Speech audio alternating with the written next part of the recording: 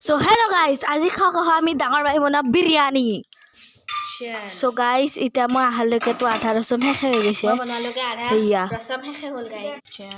So guys, এতিয়া আমি এইবিলাক ভাজি আছো বঢ়িয়াকে এণ্ড তাৰ পিছত আমি বহুতো পাওঁ এনেকৈ গ্ৰীণ চিলিজ কিবা কিবি ঢালি দিব লাগিব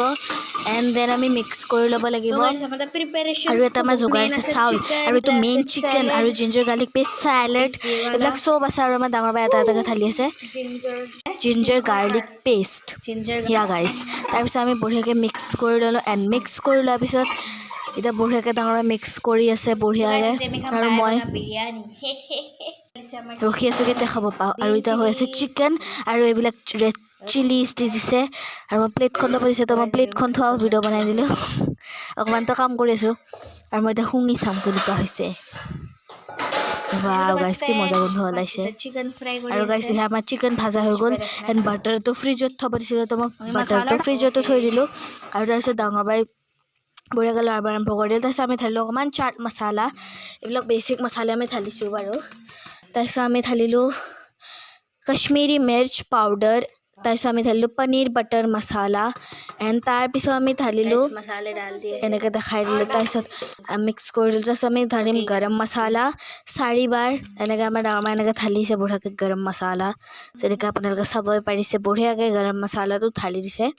এণ্ড দেন এতিয়া আমাৰ চিকেন ইজ ৰেডি বাছ আমি ভাতখিনি দিব লাগিব চাউলখিনি তাৰপিছত আমি চাউলখিনি দি দিম এণ্ড বঢ়িয়াকৈ এতিয়া আমি চাউলখিনি দি যাই আছোঁ বঢ়িয়াকৈ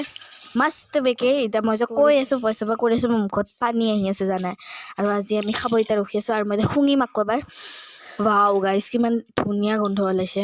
এতিয়া মই আপোনালোকক ৰেডি হোৱাৰ পিছত এবাৰ দেখাই দিছোঁ এনেকুৱা হৈছে আমাৰ লুকছটো অকণমান আপোনাক বাৰু সজাই পচাই অকণমান দেখাই আছোঁ ভালকৈ আৰু আমাৰ মমো এফালে ৰখি আছে বিৰিয়ানী হ'ব কিন্তু আমি তাইক নেদোঁ তাই আমি চিকেন পিচ দি দিম আৰু অকণমান ভাতৰ লগতে মিক্স কৰি দিম আৰু মই এতিয়া চকীখন পাৰি বহিলোঁ বঢ়িয়াকৈ যাতে মই খাব পাৰোঁ গাইছ ইয়া তাৰপিছত আমাৰ মমো এটা ৰখি আছে দেখিছা সেয়া তাই মোৰ কথা নুশুনে এটা হাঁহি আছে এনি টাইম তাৰপিছত এতিয়া মই আপোনালোকক অকণমান উঠাই দেখাই দিওঁ ষ্টাইলত গাইছ ইমান ধুনীয়া হৈছিল আৰু এইবিলাক চেলেড বেলেড বঢ়িয়াকৈ সজাই লৈ মই আপোনালোকক অকণমান দেখাই আছোঁ আৰু ৰেলি কৰি তাৰপিছত মই এতিয়া ৰিভিউ দিম ৰিভিউ তাৰপিছত মই এতিয়া খাম গাইছ এনেকুৱা মজা হৈছিল নহয় আমাৰ ডাঙৰ বাই সুধি আছে সঁচাকৈ ধুনীয়া হৈছিলে মই চোন সঁচাকৈ কি মিছাকৈ হোৱা নাই সঁচাকৈ হৈছে তাৰপিছত মই অকণমান টেষ্ট কৰিছোঁ কেনেকুৱা হৈছে বুলি সুধিলোঁ মজা হৈছে বুলি কৈছে তাৰপিছত ভিডিঅ' আপোনালোকৰ ফটোবিলাক চাই লওক